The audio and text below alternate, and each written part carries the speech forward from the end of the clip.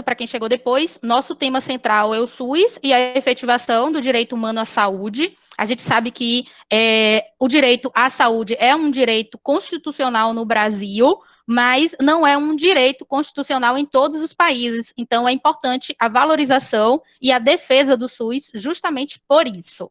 Então, a gente já começa aqui abrindo, falando a respeito do Dia Mundial da Saúde, o dia 7 de abril, e do quanto é importante que se defenda o SUS. Afinal, o SUS aí tem uma série de procedimentos que são feitos, realizados de maneira gratuita. Rodrigo, comenta um pouco aí.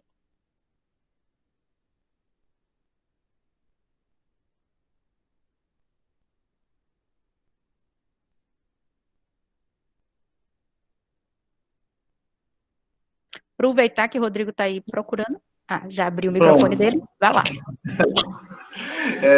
Eu projetei aqui o slide, porque eu estava aqui não está projetando, não está compartilhando a tua tela, mas eu vou seguindo daqui, dá certo. Então, pronto. Gente, então, para começar, falando sobre o SUS, a história do SUS e a história do Sistema Único de Saúde, ela se confunde com a história da construção da dignidade humana, a construção da cidadania e a construção do povo brasileiro. Quando finalmente o povo brasileiro possui um espaço de voz, um espaço de vez e um espaço de esperança.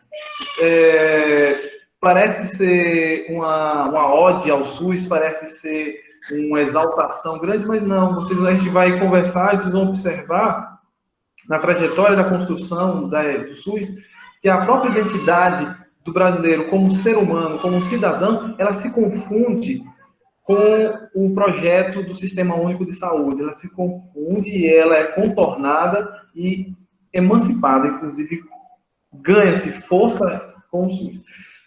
Todos nós utilizamos os recursos do Sistema Único de uma certa maneira, direta ou indiretamente, né? Nesse primeiro slide, que é defender o SUS, é defender a democracia, ele traz uma série de indagações, né? Como se você já fez vacina, todos nós fizemos a vacinação, participamos de campanhas de vacinação, e essas vacinas elas são todas do SUS, inicialmente, né, reguladas pelo SUS, e principalmente fornecidas gratuitamente pelo SUS. Mesmo aquela pessoa que adquiriu a vacina particular, ela teve a sua vacina, né, regulada pelo SUS. Então, a vigilância sanitária, água tratada, acidentes, reportagem de acidentes de primeiros socorros, o próprio SAMU. Rodrigo, como amadora, eu acho que desses pontos aqui, o que me chama mais atenção, que não costumeiramente a gente vê associado à questão do SUS, é a questão da vigilância sanitária, né? Me chamou a atenção essa segunda pergunta, do comer em restaurantes, e como que funciona essa questão da vigilância sanitária? Quem faz esse procedimento? Bom, a vigilância sanitária é um braço, um membro do Sistema Único de Saúde, ela é regulada pelo Sistema Único, e a vigilância sanitária era composta por uma série de técnicos que eles emitem o alvará. Então, o alvará de funcionamento de qualquer comércio, de qualquer empresa que forneça alimentos ou forneça serviços, né, ao público, ela passa pela vigilância sanitária. Então, existem os técnicos em engenharia de alimentos, os técnicos em parte toda sanitária, de primeiros socorros. Então, tem uma varal de bombeiros também, dos bombeiros. Então, tanto de segurança alimentícia, como de segurança de segurança física, digamos, né? Ela é regulada pelo sistema, né? Um estabelecimento de alimentos, um estabelecimento, uma clínica médica, uma clínica de estética, ela precisa provar que ela tem um ambiente salubre. E essa demonstração de salubridade é uma exigência da vigilância sanitária para o seu funcionamento e a emissão do alvará. mais ou menos assim que funciona a vigilância sanitária. Então, tem os seus técnicos e eles seguem esse protocolo que rege a funcionamento ou não daquele estabelecimento. Então, seguindo aqui o pensamento, hemodiálise e outras coisas também, né? O barateamento de medicações, o uso de medicações, as medicações genéricas, também a qualidade da água potável. Todos os estudos sobre HIV boa parte, elas são produzidas pelo Sistema Único, investido pelo Sistema Único. Além de que todos os soros antirrábico, uma coisa interessante, né? Todo e qualquer procedimento de transplante. Então, transplante, por mais que a pessoa tenha um interesse, ela necessita, ela tem dinheiro, ela quer fazer o transplante é de uso, é exclusividade do Sistema Único, né? O SUS que faz o transplante. Que bom, né? Porque a gente já tem tanta desigualdade social, se esse procedimento pudesse ser feito de maneira aleatória, levando em consideração as questões econômicas, a gente teria ainda menos possibilidade de acesso a esse tipo de procedimento pela população mais carente. Exatamente. Seria inacessível simplesmente. A população ia viver, quem não tem acesso, quem não tem poder aquisitivo, não ia ter acesso. Ia ser simplesmente assim. Como outros procedimentos que não são cobertos pelo SUS, ou que não são relativos à saúde, como a gente vive, né? As pessoas que não têm poder aquisitivo simplesmente não têm acesso. Além de que, por exemplo, existem tratamentos exclusivos do SUS, né? Você não consegue comprá-los, você não consegue adquiri-los, mesmo que você queira. Por exemplo, tratamento de tuberculose, hanseníase, que são tratamentos exclusivos do SUS. A população,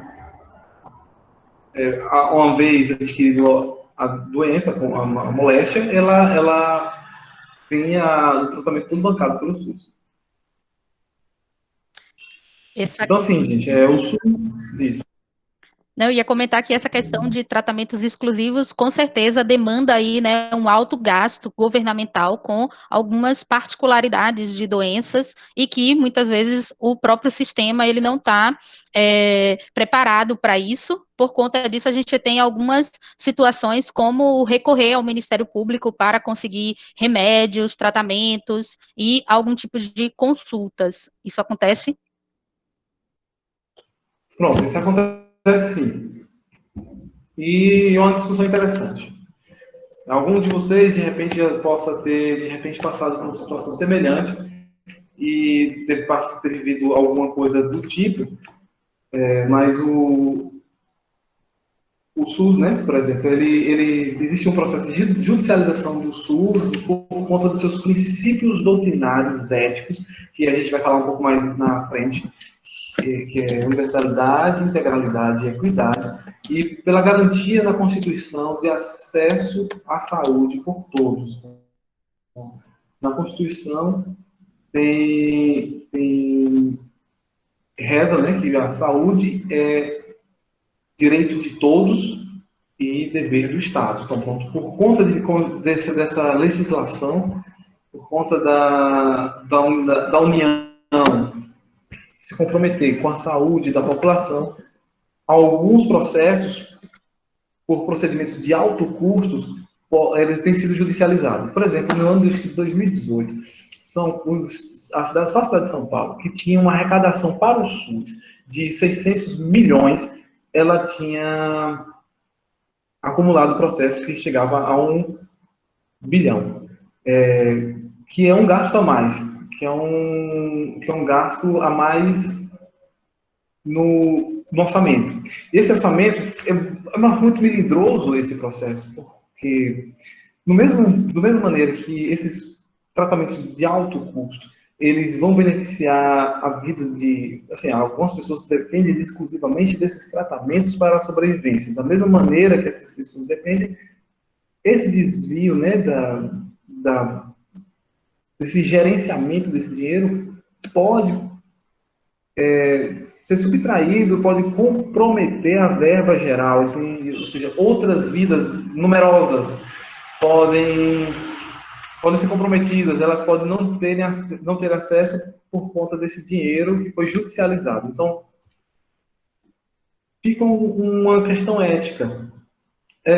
Como é que é certo você privar a atenção a centenas de pessoas quando você está priorizando um atendimento de poucas?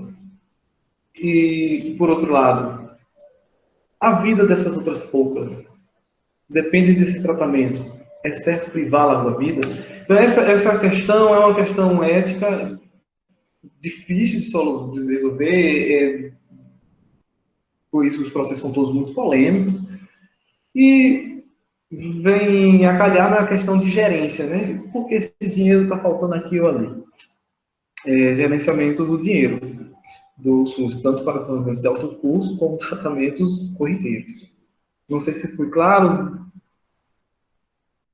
Foi sim, eu acho que é uma discussão muito importante, principalmente porque valorar, né, dar um valor econômico a uma vida, né? Será que é mais importante ajudar uma vida ou ajudar muitas vidas que seriam impactadas por esse dinheiro? É difícil, eu acho que no curso de medicina isso deve acontecer com muita frequência. A gente tem passado ou vivenciado situações que levam a pensar isso por conta da pandemia, quando se fala muito sobre escolher pacientes para serem atendidos, escolher pacientes para receber respiradores, mas a gente observa que essa escolha não é só nesse momento de pandemia, ela acontece também em outras oportunidades que muitas vezes ficam ali escondidas durante o curso, e eu acho que por isso o curso de medicina ele é um curso tão amplo, e a gente tem, assim, tanta coisa para falar que a gente precisou fazer meio que um enxugamento do tema para conseguir manter aqui uma linha progressiva de discussão hoje. Mas, assim, é um assunto muito interessante de ser discutido. Cabe aí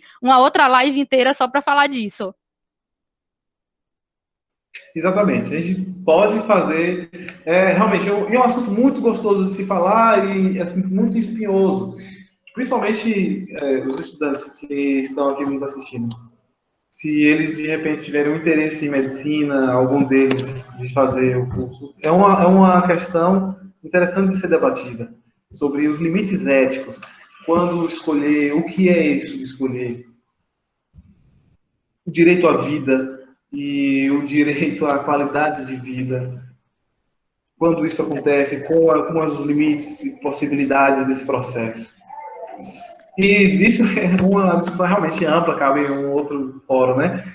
Porque acaba entrando na discussão sobre abortamento, sobre doenças crônicas, cuidados paliativos. E essa discussão, ela permeia vários campos outros. Não só esse campo, assim, o ventilador está faltando, tem 2 pacientes e um ventilador. Ela passa por outras questões, existem outras querelas também, aonde a decisão se torna um campo bastante difícil para o profissional. Muito bom, vamos então seguir aqui o nosso planejamento, falar um pouquinho sobre agora as questões relacionadas aí ao histórico do SUS, né? A gente teve um período no Brasil em que essa saúde ela não era dada de maneira gratuita e oportuna a todos. A gente já teve no Brasil uma saúde que estava relacionada aos procedimentos que eram executados lá pelos indígenas por meio dos paliativos, né? E a gente teve um avanço, né, que é o Marco Civil, em 1988, com a criação da nossa Constituição, que faz também aí um procedimento inicial de criação do SUS. Dá para ir comentar um pouco sobre isso.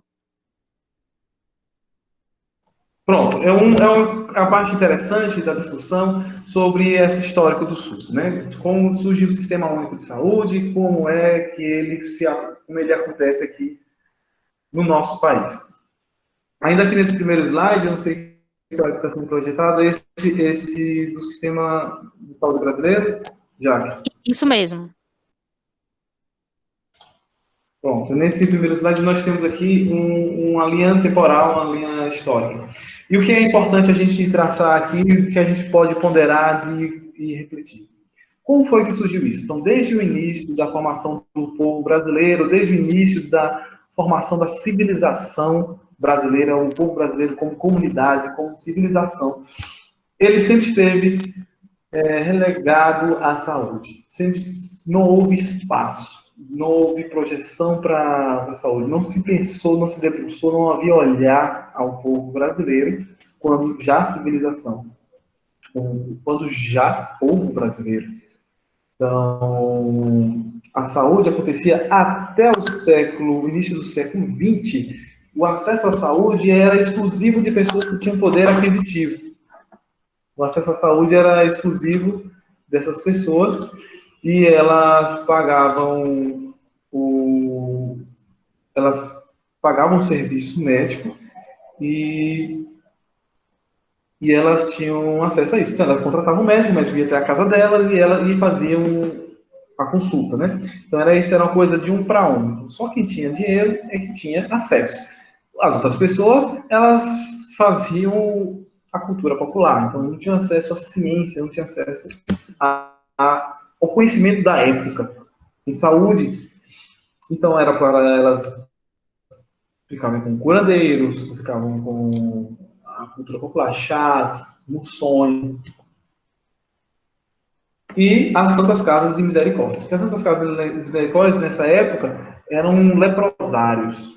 Então, na prática, eram espaços que eram reservados para isolar pessoas muito doentes ou com moléstias contagiosas que carregavam tabus culturais, tabus religiosos, como tuberculose, ou a própria hanseníase, que na época chamava de lepra, né? Isso aconteceu até o início do século XX, mais ou menos.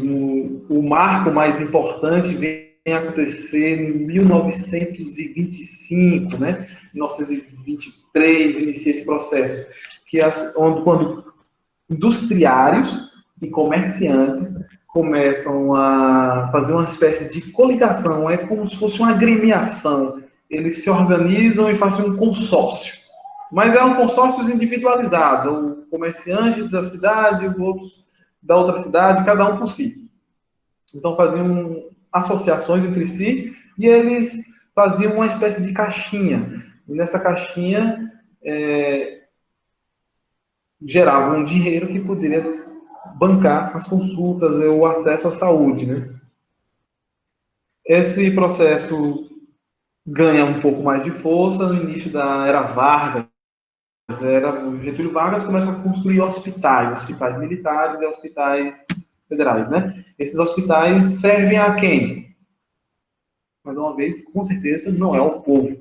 Esses hospitais eles servem a quem pode pagar.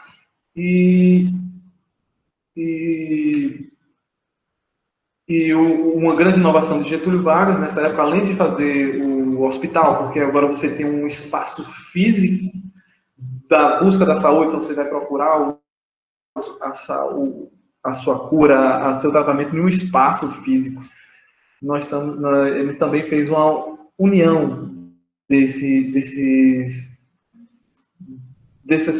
consórcios, né, que foi chamado de IAPs, que eram institutos de aposentados e pensionistas. Esse instituto ele era como se fosse uma congregação desses primeiros CAPs, que era aquele consórcio que eu falei antes, e começou a fazer como se fosse um só. Só que quem tinha acesso a esse serviço, acesso aos hospitais, quem tem dinheiro corrente, ou seja, era quem era comerciante industriário, quem tinha salário, ou era pensionista, ou aposentado. Esse pessoal é que tinha acesso a esse serviço de saúde.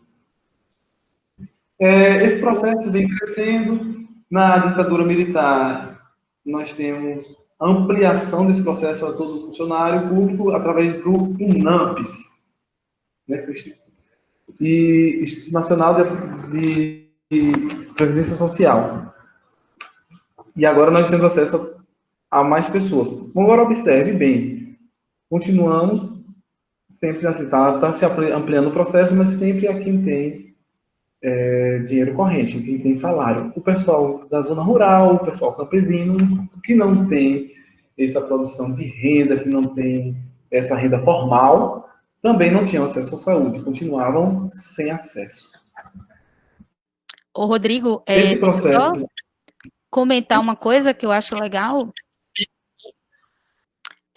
Eu vejo aqui, né, ele tem um marco de 1970, em que se fala sobre o movimento da reforma sanitária e a iniciativa popular para a reivindicação de um sistema de saúde único, universal e gratuito. Esse é um ponto que me chama muita atenção, porque lá em 1970, né, pós-ditadura, momentos aí ainda vivenciando ditadura, a gente tem uma iniciativa popular que busca uma reivindicação por um sistema de saúde. E a gente pode pensar aí, basicamente, 40, 50 anos depois, 40 anos, 50 anos depois, né, 2020, a gente ainda tem poucas pessoas que lutam em defesa desse sistema que foi criado com tanta dificuldade, né, com tanta luta. Foi aí uma luta popular e essa reivindicação, ela é necessária e contínua. E parece que o brasileiro, ele se acomodou em relação ao SUS e não vê a necessidade de continuar lutando por esse sistema que é tão importante de atendimento. Pelo contrário, a gente tem aí uma série de pessoas que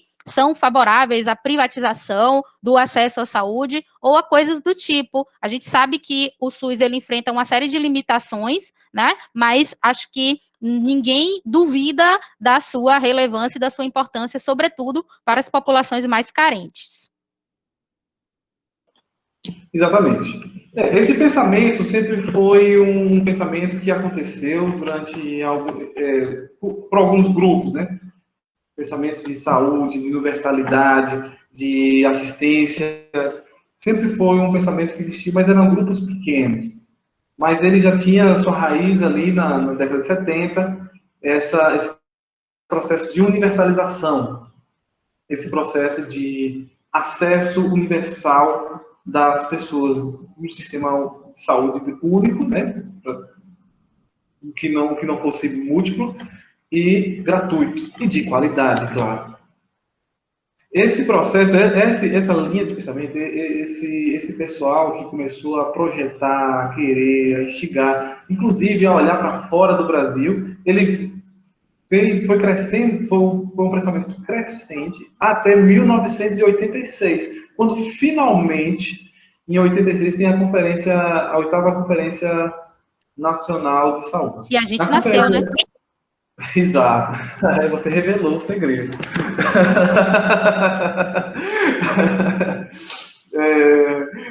E nessa conferência foi finalmente onde foi mandado formalmente o projeto e o pedido para a construção de um sistema único de saúde.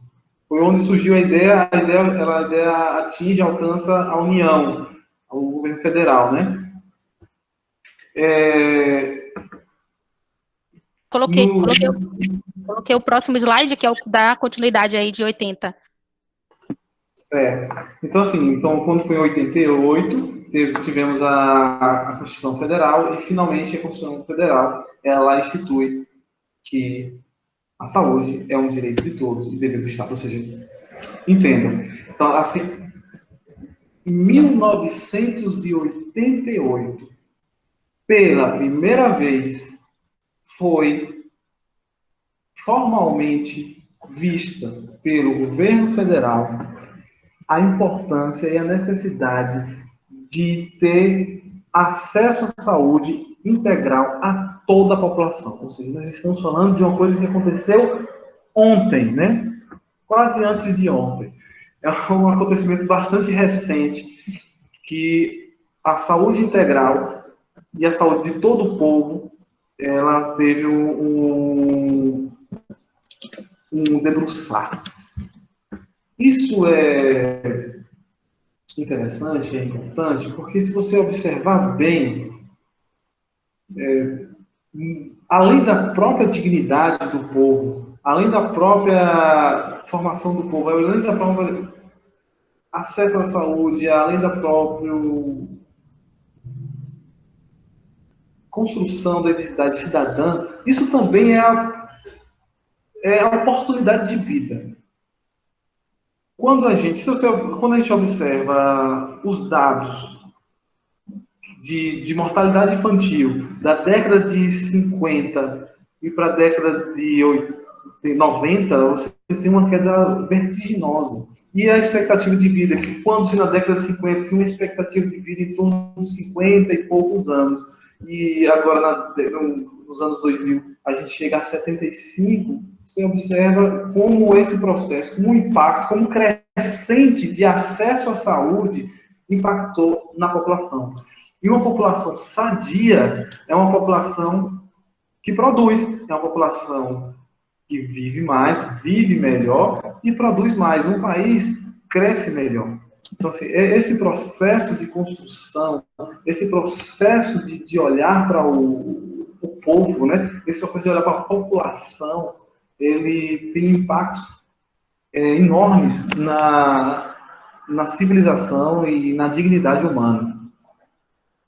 Então, quando o SUS surge, né, que é esse utilizar esse amarelinho, né, que aí agora nós temos aqui os marcos do próprio SUS, né? Então, em 88 surge o SUS. E ele vem de 88 até hoje e no futuro, no processo de transformação. Então, é uma questão de queda, cai, levanta, e a gente vai aprendendo a construir. Não é fácil para uma população com um número do nosso país, uma população de 200 milhões de habitantes, você ter um sistema único de saúde. É um processo oneroso, que tem dificuldades de financiamento. Desses marcos, desde a construção do SUS, desde a promulgação do SUS até hoje, nós temos aqui nessa linha de tempo alguns marcos importantes. Cabe destacar aqui esse que aconteceu aqui em 1994, o surgimento da atenção básica. Olha, a atenção básica foi de verdade a maior revolução do Sistema Único de Saúde para a população brasileira. Até então, o SUS existiu, pronto. 1988, surge o SUS. E aí, como a gente vai fazer essa assistência? O SUS, como a gente conhece hoje, surge mesmo em 1994, com a atenção básica.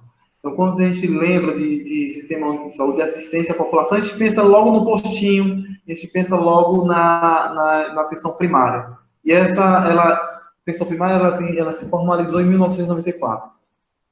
Em 1994, com o surgimento da atenção primária, a formalização da assistência básica à saúde, o pobre, pela primeira vez, consegue entrar no estabelecimento de saúde. O pobre, pela primeira vez, consegue ter sua moléstia examinada e ele consegue ter um cuidado com a saúde, né? Então, os impactos maiores em redução de mortalidade infantil começam a partir de 1994. Porque nós começamos a surgir o acompanhamento de crianças, acompanhamento de gestantes, o pré-natal, então a mortalidade materno-fetal, mortalidade materna e a mortalidade infantil, elas sofrem um impacto grande a partir do surgimento da atenção básica em saúde. Rodrigo,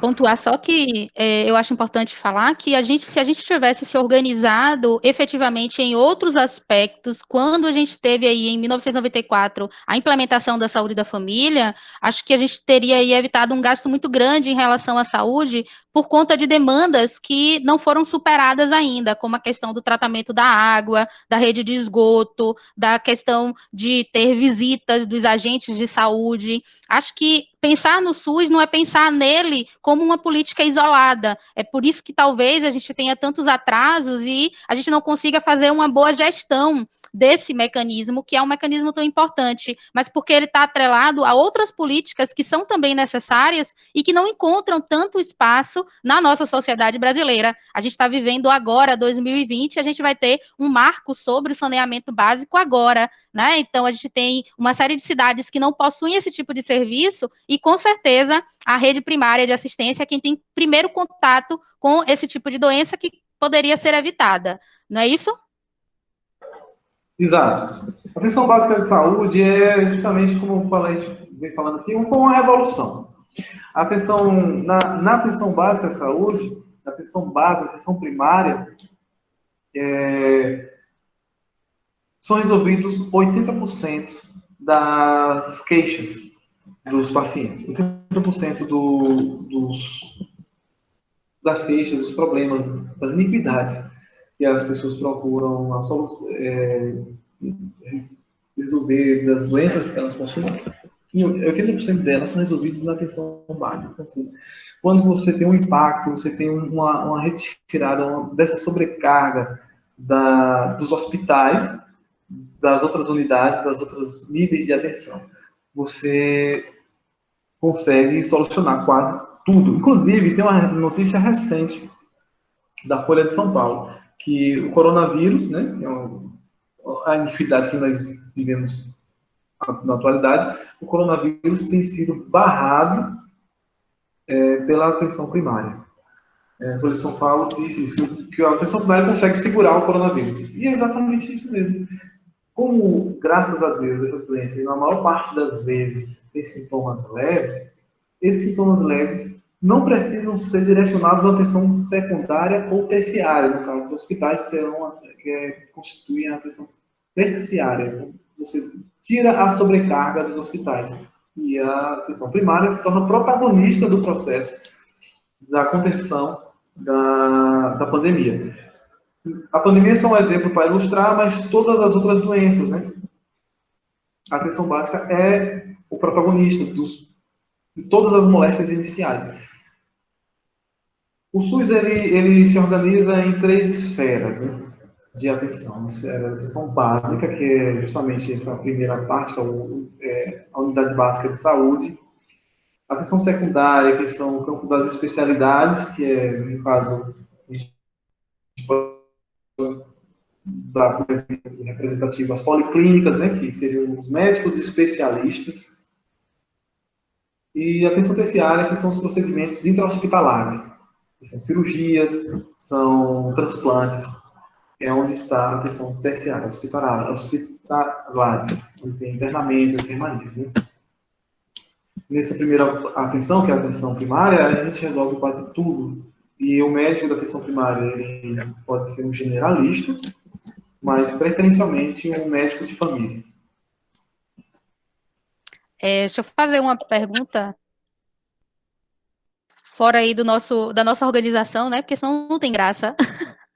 Brincando. Mas, na verdade, assim, você, numa visão médica, qual é a sua visão sobre por que a gente ainda enfrenta tantos desafios para que o SUS possa ser mais acessível a toda a população? Falta ação por parte da população, falta ação por parte do governo, falta também a questão médica, a gente tem, né, um déficit de médicos que atuam nessa rede, ou não tem. Fala um pouco sobre isso aí. A gente não planejou, mas eu acho que é legal pensar um pouco sobre isso. Que papel cada um de nós tem em relação à defesa? É muito fácil colocar a hashtag defenda o SUS, ou levantar essa bandeira virtualmente, mas até que ponto eu posso, de fato, desenvolver essa defesa cumprindo um papel social? Pronto. É uma pergunta interessantíssima. E para perguntas complexas como essa, não se tem respostas simples, né? Então, inclusive, tem um professor meu que sempre dizia, né? Desconfie de respostas simples para questões complexas. É uma questão muito difícil e tem muitos entraves, muitos condicionantes. Então, assim, por que o SUS não consegue ainda, a gente ainda tem uma dificuldade de ter acesso universal, né? Que é um dos princípios doutrinários do sistema. Porque a gente não consegue atender a população. Nós temos um déficit de financiamento do Sistema Único de Saúde. Quando a gente for falar de outros sistemas, a gente, só adiantando um pouco, por exemplo, o Sistema Único da Inglaterra investe muito mais do que o sistema brasileiro, com uma população muito menor. Então a gente tem uma população numerosa, muito pobre, numeroso, com baixo investimento. Assim, esses são entraves bem difíceis da conta fechar, né? É difícil fechar a conta porque é muita gente com pouco dinheiro para resolver todos os problemas. Além de ter problemas de gestão. O pouco dinheiro que chega ao SUS, ele também muitas vezes, frequentemente, é mal gerido. E eu não estou só falando de corrupção, estou falando de má gestão mesmo, de má ideia daquilo que não tem uma boa programação para se executar. E acaba se executando projetos pela metade, acaba não executando o projeto porque não se planejou adequadamente, além da má gestão, corrupção, né? Esse desvio também de dinheiro. Então, assim, para se construir um sistema único de saúde realmente gratuito, público, de qualidade, a população tem que se apropriar do processo. Quando a população, principalmente a classe média, ela transita entre o SUS e os planos de saúde. Nesse ponto, as coisas enfraquecem no SUS, né? A classe média tomando para si essa bandeira, e aí a gente está tentando pensar numa situação bem hipotética, quase utópica, claro, né? Mas quando se houvesse esse movimento da classe média, que é a grande parte da população, não a maioria da população, né, mas a grande parte da população usuária que fica ali híbrida entre planos de saúde e sistema único, se ela adentrasse como uma classe exigente, a classe média é exigente, mas não sabe brigar pelos seus direitos, a gente teria um sistema um pouco mais bem organizado. Tanto que, por exemplo, se você observa em outros países em que a população assistida, como o Canadá, ou Inglaterra, ou a própria Austrália, e a população assistida é uma população mais exigente, é uma população organizada, né? Poder civil organizado, eles têm menos problemas nos seus próprios sistemas de saúde, como a gente não tem. Por que eu não falo da classe baixa, né, que é a classe C, digamos assim? Infelizmente, a classe C é desprovida de quase tudo, né? Desprovida de educação, de criticidade, muitas vezes. Não estou chamando de burro, pelo amor de Deus. Mas pelas próprias expressões sociais, de marginalização desse povo, ele se torna um povo muito vulnerável a aceitar o que tem. Já a classe média não aceita o que tem e também não faz a transformação daquilo que poderia ter. Então, a gente tem um processo, um povo que também não é ligado à coisa pública, né? Nós não temos no Brasil uma educação da coisa pública, né? Aquilo que é público é do povo, é meu. A gente não tem essa apropriação. Então, eu acredito que nós teríamos uma transformação com a apropriação do povo, a apropriação da população usuária para o próprio serviço, como também uma melhor gerência, uma melhor gestão e, obviamente, elevação do financiamento. Né? A conta não bate. Como você já puxou esse assunto aí, eu mudei aqui o slide, né? Coloquei naquele do financiamento para a gente já emendar o assunto nisso aí, né? Porque a gente já consegue dar fluidez aqui. O slide traz aqui uma citação, né, do Drauzio Varela, que é um médico queridinho. Quando eu estava montando os slides, eu falei com o Rodrigo, né, que Drauzio Varela é citação certa em redação quando se fala em saúde, porque além dele ter uma notoriedade, né, ele aparece na maior rede de TV, ou aparecia com mais frequência na maior rede de TV, que dá acesso aí às pessoas. Então, falou em SUS, falou em saúde, as pessoas automaticamente lembram dele como uma figura importante, e ele, em defesa do SUS, ele falou aí que sem o SUS é barbárie, né, numa entrevista. Por incrível que pareça, poucos brasileiros sabem que o Brasil é o único país com mais de 100 milhões de habitantes que ousou levar assistência médica gratuita a toda a população, que é o que o Rodrigo estava aí comentando, né? Nós somos heróis nesse sentido, porque a gente tem uma população muito grande para dar conta de um sistema que não consegue comportar todo mundo de maneira adequada por inúmeras razões, né? Então, se a gente, com o SUS, enfrenta problemas, sem o SUS seria muito pior, e prova disso a gente tem aqui um retrato, né, de outras sociedades que têm aí o acesso à saúde. A gente tem aqui dados relacionados ao Brasil, aos Estados Unidos, à França, à Argentina. Como que funciona isso aí nos outros lugares? Qual é a sua visão, Rodrigo? Pronto, exatamente. O sistema único de outros países, o Brasil, por exemplo, quando nós começamos, nós brasileiros, né, começamos a pensar um sistema que pudesse atender, assistir a população, existia já outros sistemas de saúde de outros países, né? O SUS é inspirado em dois sistemas em particular, o Sistema Único de Saúde do Reino Unido, da Inglaterra, e o Sistema de Saúde da Dinamarca. Lá funciona semelhante ao nosso sistema de saúde, né? No caso da Inglaterra especialmente, na Inglaterra, o sistema de saúde, o acesso à saúde é livre da população, ela tem acesso à saúde. O médico generalista, né, o médico clínico geral, ele é o maestro do processo, então você não consegue dar um segundo passo sem passar pelo médico geral, né? Então, você tem uma consulta com um dermatologista, um ortopedista, um reumatologista, um geriatra. Inicialmente, ele é acompanhado pelo clínico geral. Assim como aqui é parecido com esse processo também. Além de que, quando se tem esse processo, quando se tem o paciente tem acesso ao sistema lá da Inglaterra, ele vai fazer esse encaminhamento. Além do que, lá eles conseguiram, diferente da gente, o processo de longitudinalidade. Né? O que é isso?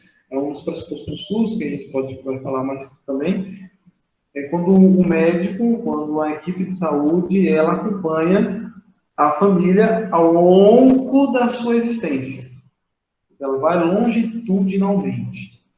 Ao longo desse tempo, você pega a criancinha que vai nascer, ela acompanha a criancinha em puericultura, vai acompanhar essa criancinha, virou um adolescente, se tornou adulto, ela casou, engravidou, teve filho, vai ficar o filho dela e o neto, e aí vai.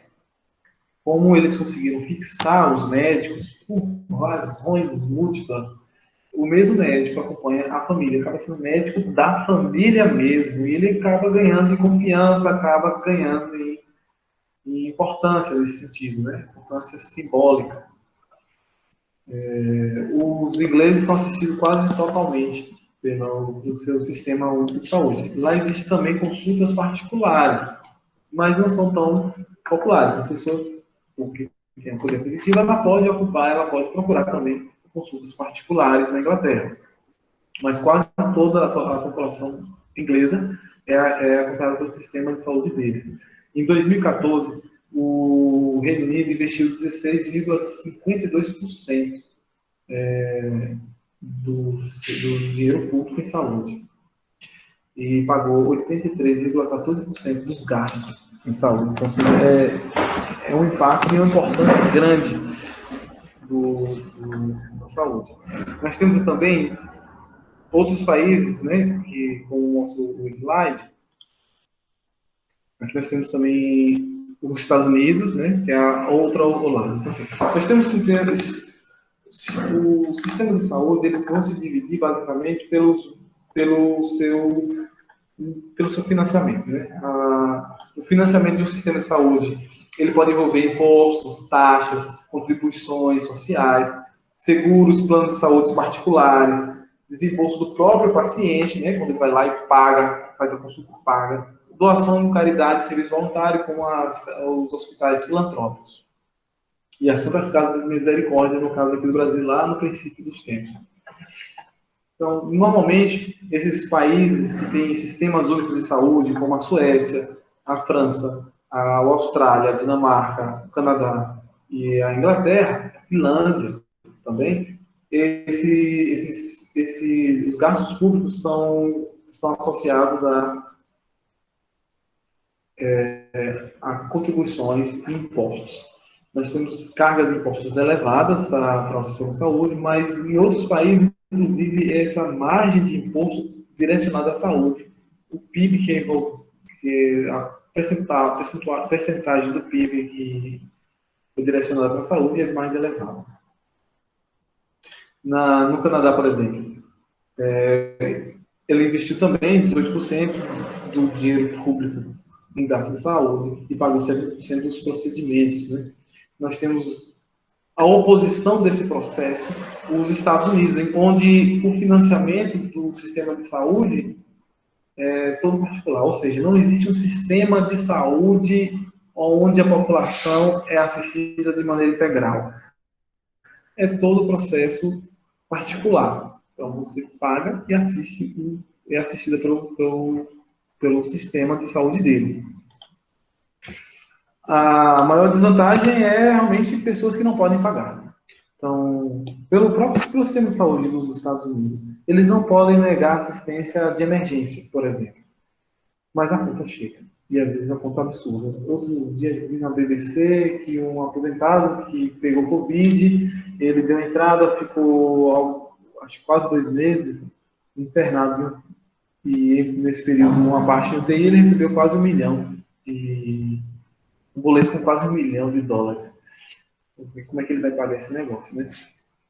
Então, assim, a conta chega. É todo particular, então a população acaba não sendo assistida. Claro, nos Estados Unidos tem medicina de ponta e tudo, mas infelizmente não é acessível a todo mundo.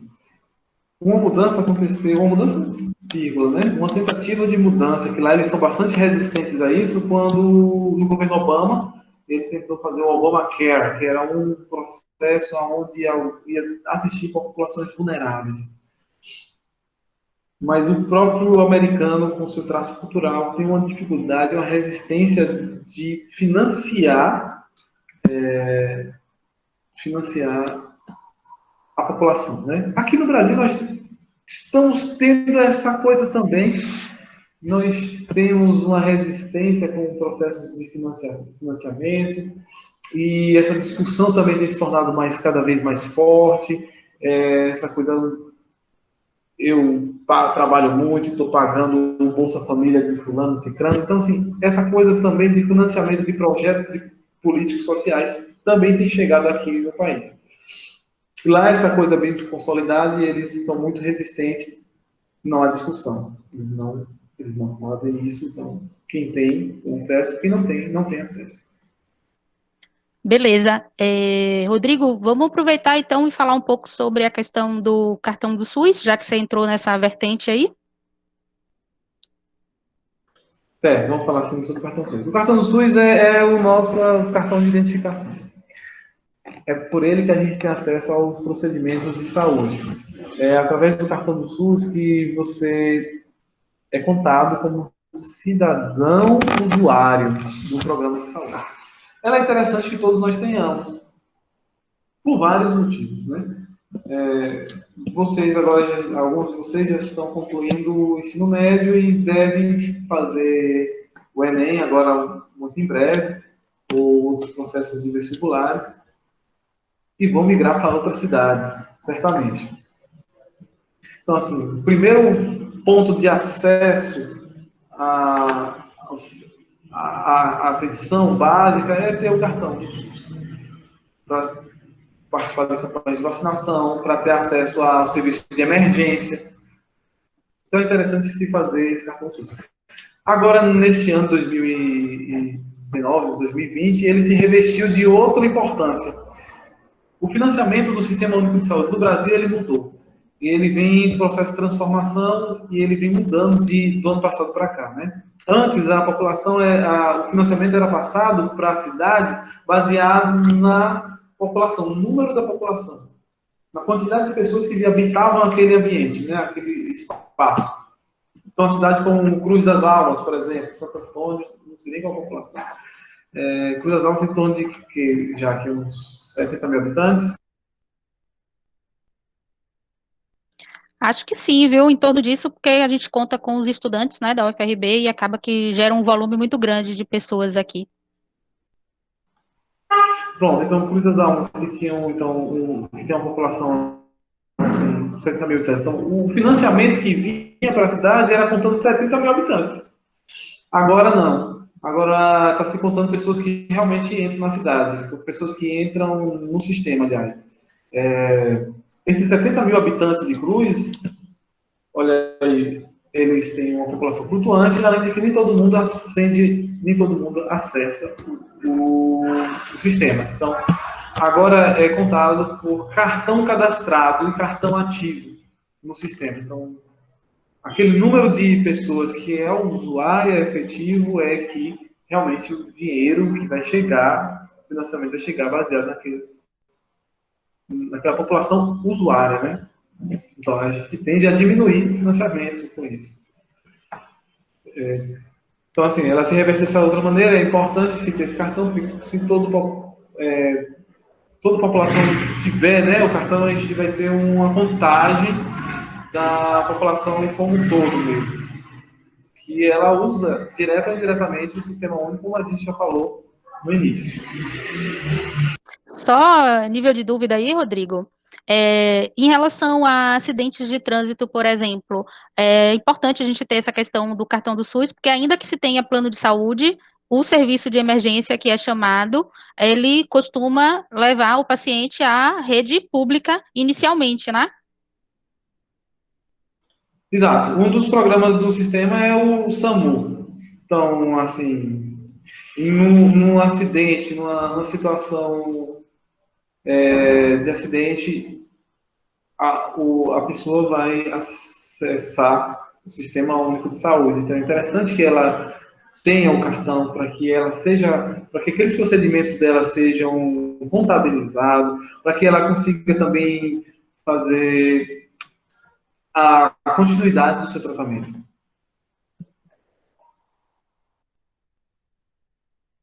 Então, Jaque, a gente pode seguir aqui. Eu aproveitei isso, fiz a mudança para aqueles programas que você, para falar, programas, aquele slide sobre os programas que são desenvolvidos pelo governo federal. Certo. Então, pronto, ó, os programas são desenvolvidos pelo governo federal, nós temos diversos programas que assistem a população de maneira geral. Então, nós temos a Estratégia de Saúde da Família, que é essa que compõe a atenção primária em saúde. Na Estratégia de Saúde da Família, que é a atenção básica, em suma, né? Nós temos grupos de núcleo de assistência à saúde da família, né? Que é o NASF. O NASF, ele diminuiu sua importância, digamos assim, agora nesses últimos meses, porque ele deixou de ser obrigatório. De qualquer maneira, as prefeituras mantêm o NASF por conta da sua importância, de como ele atua na educação e saúde da população. Todo procedimento de saúde, todo procedimento de consulta médica é um procedimento de educação em saúde. O NASF, o NASF, ele é como um grande gestor desse processo. O Programa Nacional de Imunização, que é justamente a vacinação, todo o processo de vacinação, nós temos um extenso calendário de vacinação, todo gratuito. A Farmácia Popular do Brasil, o Programa Mais Médicos, que é esse que eu estou incluído. O Programa Mais Médicos foi, talvez, o mais importante, não sei, mas um dos maiores desdobramentos da atenção primária, né? Porque, sem dúvida, a maior revolução do Sistema Único foi a atenção básica, a atenção primária. E a atenção básica gerou-se uma série de desdobramentos. O Programa Mais Médicos foi um dos desdobramentos ímpares desse processo. Claro que o Programa Mais Médicos teve seus problemas graves, que a gente pode conversar também sobre eles. Mas ele garantiu a permanência e a existência do profissional médico nas cidades mais longínquas. Isso aí foi um passo importantíssimo, né? nós tivemos uns reveses também com o surgimento do programa Mais Médicos. De qualquer maneira, esse programa agora ele também tem caminhado para a extinção e nós temos agora o programa Médicos pelo Brasil, né? Que é um programa já aprovado pela Câmara, pelo Senado, já é projeto de lei. Ele, nos próximos meses, talvez, se não houvesse pandemia, já estava em exercício, mas a pandemia deu uma atrasada aí na execução. É muito parecido com o programa Mais Médico. A diferença básica é que tira o médico da qualidade de bolsista, né, que era uma bolsa de trabalho, para um profissional CLT, né, um profissional contratado.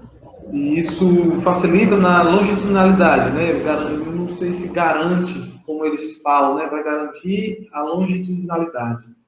Não sei se garante, mas pelo menos reforça. E isso é o princípio básico do SUS, isso foi mais um avanço, né? Nesse sentido. A prevenção e controle do HIV e da síndrome da imunodeficiência também é um programa do Sistema Único que consegue garantir a assistência da população, além do programa da farmácia popular e os medicamentos genéricos. Tudo isso são programas importantíssimos, então a gente tem uma população que é assistida. Aqui no Brasil, por exemplo, diferente do programa da Inglaterra, né? Na Inglaterra, a assistência odontológica não é garantida pelo SUS. Já aqui no Brasil, no Sistema Único, na atenção básica, tem assistência odontológica, também garantida pelo sistema. Nós temos a garantia também dos medicamentos, através da farmácia popular, medicamentos de uso crônico e até medicamentos de alto custo. A atenção básica e a rede de atenção psicossocial, né, os CAPs, também foi um avanço importante, foi um avanço ético importante. De tamanho semelhante à da atenção básica, o surgimento dos CAPs, né, que é fruto de uma reforma importantíssima, que é a revolução antimanicomial, onde, no princípio, as pessoas que eram portadores de saúde, doenças de saúde mental, eles eram isolados em manicômios. Eles não tinham identidade, não tinham vida. Então, o cidadão simplesmente tinha um parente que era cometido por saúde mental, ele isolava no manicômio e aquela pessoa vivia dali para frente naquele ambiente. E pronto, não voltava mais para a família. Com o surgimento do CAPS, essas doenças, a saúde mental, ela torna-se importante no sentido de integralização desse sujeito no seu seio da família, ele passa a ser atendido na família e nós temos um espaço para que ela seja assistida também. Então, é um espaço plural, um espaço que tem médico, psiquiatra, psicólogo, atividades lúdicas, atividades laborais, grupos, espaços de convivência. Então, é um espaço, assim, realmente humanizado, né? Pelo menos em teoria.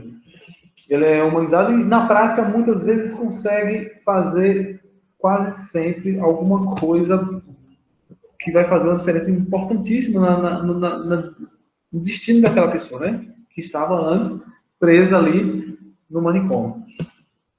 Garante também os internamentos, né? O internamento vai agora para a questão terciária, o internamento da saúde mental. Então, nós temos também os bancos de medula óssea, os bancos de sangue, o próprio o Hemoba, por exemplo, né? Os centros hematológicos.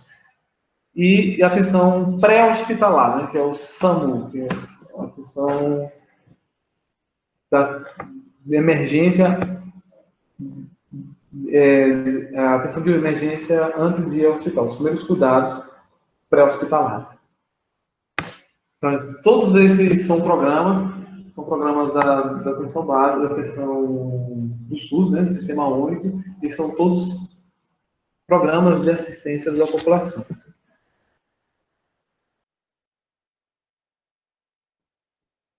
Acho que faltou falar só do atendimento móvel de urgência. O SAMU, foi o que eu falei agora. É o atendimento móvel de urgência, que é o atendimento pré-hospitalar, quando acontece um acidente, por exemplo. Você aciona 192 e ele vai lá fazer os primeiros socorros, né? Esses primeiros socorros de elevadíssimo grau de eficiência, elevadíssimo grau de complexidade. Nesses primeiros socorros, que são momentos vitais,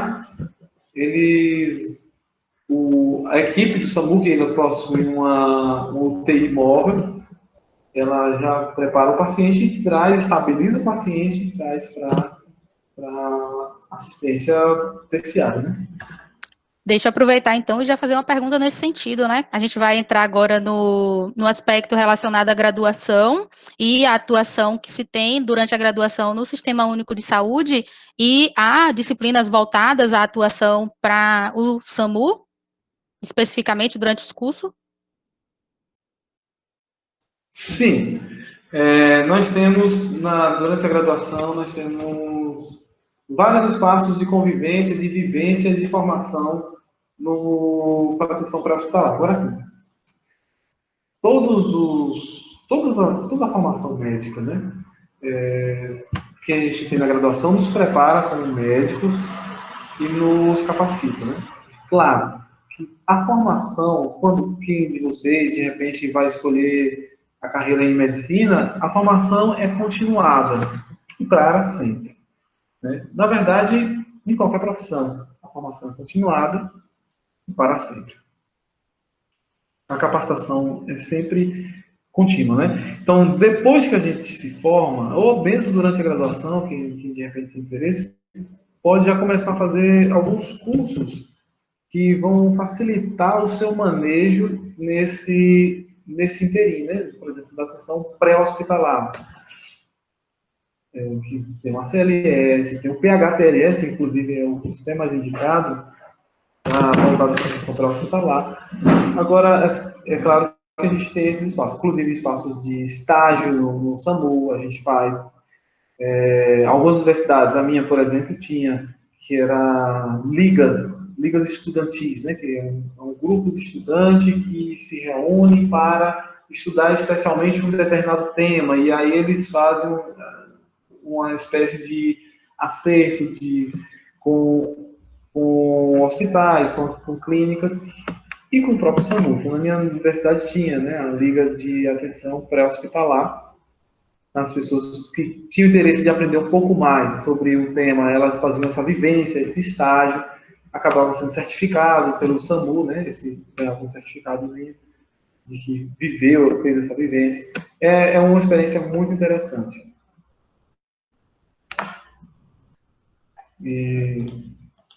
Assim como o próprio assistência pré-hospitalar também, outras áreas, como a clínica médica ou especialidades médicas, a gente também tinha outras ligas nesse sentido, né? Se debruçar sobre esses temas, de maneira um pouco mais específica. Uma coisa que a gente... Quanto à formação que é obrigatória de cumprir no SUS, uma dúvida mesmo, pessoal, quando você faz universidade privada ou quando você faz universidade pública, há uma diferença, você sabe dizer se há uma diferença em relação a essa atuação no sistema público de saúde? A gente tem aí 2 alunos, né? Tem Leozinho e tem Caio, que ambos estão fazendo medicina já, e estão aí na live, talvez seja também questionamentos deles a respeito, se há diferença ou há algum privilégio, por exemplo, em relação às universidades públicas de ter acesso ou de atender, de fazer estágios, não sei como funciona, né? No caso da graduação em letras, em cursos de licenciatura, a gente tem um certo privilégio quando é dos sistemas públicos, porque tem toda a rede pública municipal que é muito mais acessível a nos receber. E quando você também já trabalha nessas redes, você acaba usando isso como uma maneira de amenizar um estágio que você precisa fazer. Em relação ao curso de medicina, como que isso funciona? Bom, em relação ao curso de medicina, assim, vai depender da organização da faculdade, né? Faculdade privada. O curso público vai ter toda a sua formação nos espaços públicos, né? Seja atenção básica, seja atenção secundária, seja atenção terciária. Vai acontecer todo o espaço público. O curso particular, quando a faculdade possui hospital próprio, hospital universitário, ela pode fazer parte da formação dela no hospital próprio. De qualquer maneira, em relação à medicina, não existe essa diferença muito grande. Quem fez particular para quem fez público, sobre acesso a espaços públicos. Porque mesmo o hospital universitário particular, que a universidade é uma universidade muito grande, muito rica, muito forte, e tenha lá seu espaço, ela atende a população. Ela atende a população, ela faz esse atendimento à população da maneira bastante semelhante. Sem contar que é obrigatório pelo menos 30% da carga horária do internato acontecer exclusivamente em espaços públicos, ou seja, a pessoa vai viver no espaço público de qualquer maneira. Além de que toda a atenção básica do Brasil, a atenção primária à saúde, quase toda não, mas quase toda a atenção básica é pública. Então, nós temos, acaba que o estudante de faculdade particular, ele acaba tendo acesso a esses espaços de maneira semelhante. Claro, as faculdades se organizam de maneira semelhante e a maneira como os cursos estão organizados vão lhe dar um melhor aproveitamento ou não. Mas isso aí é gerenciamento, independente da escola. As faculdades particulares acabam tendo uma certa vantagem, digamos assim. O cliente paga uma mensalidade cara. Ele é um cliente exigente. Então, as coordenações dos cursos particulares tendem a organizar esse cronograma de maneira com mais esmero, digamos assim, né? As faculdades públicas vai depender, esse esmero depende muito da faculdade em si, né? Se ela tem pessoas que estão ali dedicadas a debruçar sobre isso ou não. De maneira geral, as faculdades que conheço, as tanto públicas como particulares, possuem uma inserção excelente, tanto nessa parte prática do processo de formação. Legal, não sei se você está vendo aí o chat, mas tem, né, os alunos estão comentando sobre o fato de que na privada, né, Caio faz aqui uma privada, ele disse que desde o primeiro semestre ele já tem acesso, que organiza a grade, e perguntei a Leozinho aqui, que faz UFBA, vamos ver como é que ele responde, eu não sei como que na UFBA funciona essa questão da grade, mas eu acho importante pontuar porque muitas vezes, não medicina, porque é um curso muito concorrido e todo mundo que vai fazer mais ou menos já sabe como funciona, o que vai ter acesso, mas muitos cursos as pessoas vão para os cursos sem ter uma noção exata do que vão cursar, do que vão aprender, que contato vão ter de fato com a disciplina. Eu canso de dizer que letras, por exemplo, a gente vai para lá pensando que vai aprender gramática e a gente não tem nenhuma disciplina voltada à gramática, né? Então, essa questão de com que vai ter contato e se isso vai ajudar a fortalecer aí a sua decisão de permanecer naquele curso, acho que é legal pensar isso. O Leozinho diz aí também que lá na UFBA, desde o primeiro semestre, já tem o módulo de medicina social,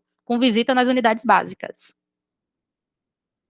É uma coisa que o Léo falou, e o Caio também, né? Me fez lembrar uma coisa interessante. Nem sempre foi assim. Nem sempre foi assim de ter acesso à atenção básica desde o início do curso. Houve uma reforma curricular na medicina, nos currículos de medicina, a partir de 2010, ou seja, olha como é nova a reforma. E essa reforma é justamente uma reforma institucional nacional e que se fez se debruçar sobre o olhar do outro, né? Então, assim, foi um momento assim, nós tivemos uma cisão de filosofias que gerenciavam a formação médica. Então, nós tínhamos uma medicina, era principalmente dominada pelo modelo biomédico, que é aquele modelo mais tecnicista, mais cientificista, um modelo onde o médico é o porta-voz da ciência e ele traz o seu arcabouço cultural e traz ali, ele é a luz, né? O paciente vai chegar e vai se consultar. Então, não havia uma preocupação até esse momento, né, de organização curricular, para se pensar na linguagem do outro, para se tornar entendido e para se tornar empático. A partir de 2010, os currículos se reformam, se organizam para que esse contato se torne mais intenso com o paciente, inclusive com uma série de disciplinas para se refletir esse processo. Aí isso me fez lembrar porque na UFBA tem essa matéria, medicina social. Justamente essa disciplina já faz um pensamento, ela já é uma tradução desse pensamento. Lá na minha universidade tinha uma disciplina chamada desenvolvimento pessoal, que é justamente a disciplina que ela vinha do primeiro semestre até o último, 12º semestre, em todos os semestres fazendo esse processo de reflexão da formação, reflexão do outro. Eu sei que na UERPS também eles têm também já atenção primária desde o primeiro semestre. Acho que todas as universidades acabam tendo agora, por conta dessa reforma curricular, né? O curso se torna um curso mais voltado à população, né? Por conta do nosso próprio sistema de saúde. Uma coisa que Jaqueline ponderou que eu acho interessante a gente falar. Quais são as descobertas que a gente tem no curso de medicina, quando a gente decide fazer a medicina? Fiz o curso de biologia e fiz o curso de medicina, e graças a Deus tive essas duas oportunidades, e me permite fazer uma comparação entre esses dois campos da ciência, né? E ambas são ciências biológicas. Mas o curso de biologia, por exemplo, é um curso mais cientificista. Como já que ele falou, a gente entra na letras pensando que vai estudar gramática, acaba chegando lá e descobre que não tem. Na biologia, eu também tive essa coisa de não saber. Eu estava terminando o curso e pensando assim, finalmente, o que é o biólogo? O que é ser biólogo, né? Então, a gente, por ser um curso muito cientificista, um curso de ciência, um curso que vai me transformar num cientista, digamos assim, um pesquisador, um pensador em ciência, vai ter essa filosofia de vida em ciência, a gente tem esse lugar comum, assim, às vezes prejudicado por conta disso, né? Já o curso de medicina é um curso técnico, digamos assim, um curso científico, é um curso de ciência, mas ele é um curso prático, né? Então, desde os primeiros semestres, quando a gente estuda as disciplinas, eu tive a oportunidade de estudar bioquímica na biologia e bioquímica na medicina, nós temos abordagens bem distintas. Na bioquímica da biologia, nós temos uma abordagem mesmo da origem do processo biológico, do processo das ligações químicas, dos processos orgânicos. E na bioquímica da medicina, metabolismo de vitamina D. A gente tem os conhecimentos são práticos. Então, assim, todo conhecimento que surge é um conhecimento aplicável. É um conhecimento que vai direcionar para algum lugar, que vai mudar a sua visão de processo de saúde e doença, de como aquele processo se envolve na fisiologia humana. Está entendendo? É interessante. As duas abordagens são abordagens diferentes. Uma não é melhor que a outra, de hipótese alguma. É isso que eu estou falando aqui. São maneiras diferentes de se ver a mesma ciência, o mesmo campo, o mesmo domínio do conhecimento. Sendo que na medicina a gente tem essa visão direcionada, e nas ciências biológicas nós temos essa direção, esse campo mais alargado. Eu respondi bem, não sei se ficou alguma questão. Achei ótima a sua resposta, adorei. Já coloquei aí nosso último slide, se você acha que de fato há esperança aí para o SUS com essa formação, e se você tem uma noção de quantos médicos a gente tem no Brasil agora em 2020. E de onde vem também esse quantitativo tão grande de médicos, né, que seriam formados aí 500 mil doutores em 2020? Pois é. É uma discussão grande. Grande, aí é tiroteio, praticamente. Está sendo uma discussão grande sobre essa questão mesmo. Então, assim, o Conselho Federal de Medicina, ele pondera que, na verdade, nós não temos uma quantidade de médicos inferior à da população. O que nós temos é concentração dos médicos em determinadas regiões. Em 2014, se não me engano, desde o surgimento do Programa Mais Médico, o Programa Mais Médico ele é um programa que não envolve somente a atenção básica, é um programa amplo que envolve não só a cobertura da assistência à saúde, como também a formação de profissionais. Então, seriam mais 11.400, se eu não me engano, 11.000 e uns quebradas de médicos, novas vagas para médicos, até o final da execução do programa. E esses novos médicos, né? Como será o futuro da medicina? Isso é um segredo, não sei responder essa pergunta. E isso é a questão que a gente vai ver como as coisas vão se organizar. Acontece que houve realmente uma abertura de vagas de curso de medicina, bastante. Nós teremos muito mais médicos na população, na sociedade. Essa quantidade de mais médicos vai resolver mais problemas? Não sei dizer. Nós temos problemas outros também. Nós não temos problemas somente com o número de profissionais. Nós temos problemas de concentração de renda. Nós temos problemas de concentração. E quando eu falo concentração de renda, eu não estou falando de pessoas ricas, de pessoas pobres somente, não. Estou falando de concentração de renda em determinadas regiões. Regiões ricas e regiões pobres. Regiões com estrutura e regiões sem estrutura. E as populações, elas se agregam nessas regiões mais ricas, né, mais estruturadas. E a densidade demográfica de médicos, numa cidade como São Paulo, Florianópolis, cidades do Sudeste e Sul, ela é superior à densidade demográfica de médicos no Norte e Nordeste. Isso é reflexo da nossa desigualdade estrutural. Isso é reflexo. Não só faltam médicos no Nordeste e no Norte, falta tudo. Falta fisioterapeuta, falta nutricionista.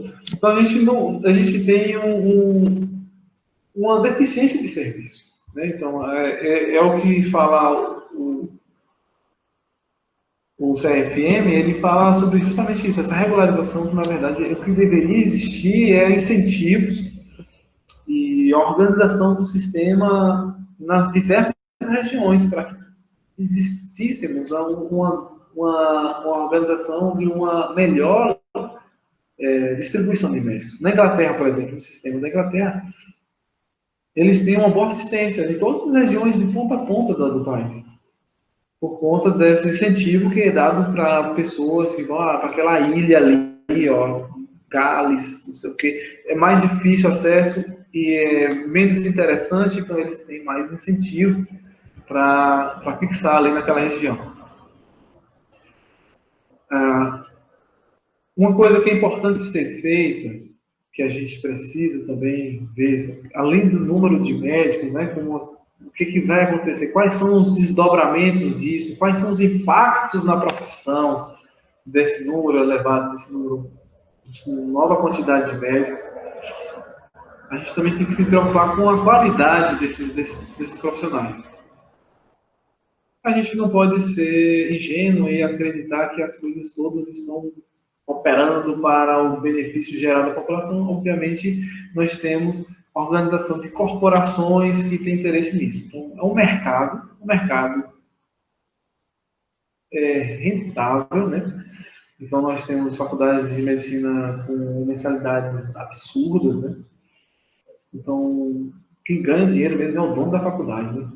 Porque cursos caros, cursos de 7 mil, 8 mil, 10 mil reais, a mensalidade é realmente absurdo. E a pessoa dali, ela faz um esforço monstruoso, né? dela e da família entra no FIES, que é um programa do governo para a facilitação desse pagamento da faculdade, e depois ela sai da faculdade com a dívida imensa, né? A questão é, como é que haverá mercado para que eu pague essa dívida? Acredito que sim. Acredito que haverá sim mercado para se pagar essa dívida. Mas até quando, né? Isso aí também outra questão. As pessoas estão se reinventando, né, na sua profissão. É interessante um número maior de médicos, principalmente por uma questão de melhora na ocupação dos espaços, mas mais importante do que número, qualidade, né? Como eu vinha falando, essas corporações, grandes empresas que têm bancado esses cursos, nem sempre eles têm qualidade, né? Nem sempre eles têm qualidade e é um título para constar. Além de que, nós temos também uma outra questão que nós temos que ponderar, né? Os cursos de medicina fora do Brasil. Em teoria, não é uma coisa que vai impactar diretamente nossa vida, mas eles vão voltar. São brasileiros formados no exterior, eles voltarão. E existe essa discussão, está muito aquecida recentemente, sobre validação dos diplomas, sobre espaços, sobre como regularizam esses cursos. Com muito estranhamento, eu descobri recentemente que, por exemplo, lá em Pedro Juan Cabaleiro, é uma cidade do Paraguai, tem 9 faculdades de medicina, são 12 mil brasileiros, se não me engano, é isso, o número, é um número elevado de brasileiros lá. E tinha faculdade lá que não tinha autorização, isso foi na reportagem da BBC, né? Então, até revisar para a reportagem e compartilhar com vocês, para não incorrer em erro, tá? Na reportagem tinha lá na página, assim, tinha faculdades que não tinha autorização do exercício daquele profissional no Paraguai. Aí eu fiquei assim, como assim? É uma faculdade para brasileiros, em solo paraguaio, que não pode exercer a profissão no Paraguai? Ou seja, é um negócio exclusivamente capitalista, né? Exclusivamente para ganhar dinheiro e vender sonhos. Então é só a gente ter cuidado com a nossa formação quando vocês forem fazer as escolhas de vocês nas faculdades que vocês vão escolher, né? É claro, o caminho para qualquer sonho, né? Qualquer curso que vocês queiram, que vocês vão trilhar, que vocês estão buscando, seja fisioterapia, nutrição, letras, geografia, dança, seja lá o que for. É um caminho que vocês vão investir uma parte das suas vidas. Então, que seja feito esse investimento da melhor maneira possível, né? É um momento importantíssimo de transformação, um momento importantíssimo de aquisição de conhecimento, de crescimento, maturidade. É interessante que você faça num lugar seguro, num espaço seguro, num espaço que ele garanta a sua inserção, que seja reconhecido, né? Que ele tenha o seu curso autorizado, o curso reconhecido pelo MEC, para que você não tenha surpresas desagradáveis depois que você terminar a sua formação. Ok, muito bem. Abro então espaço aqui, caso alguém tenha alguma dúvida.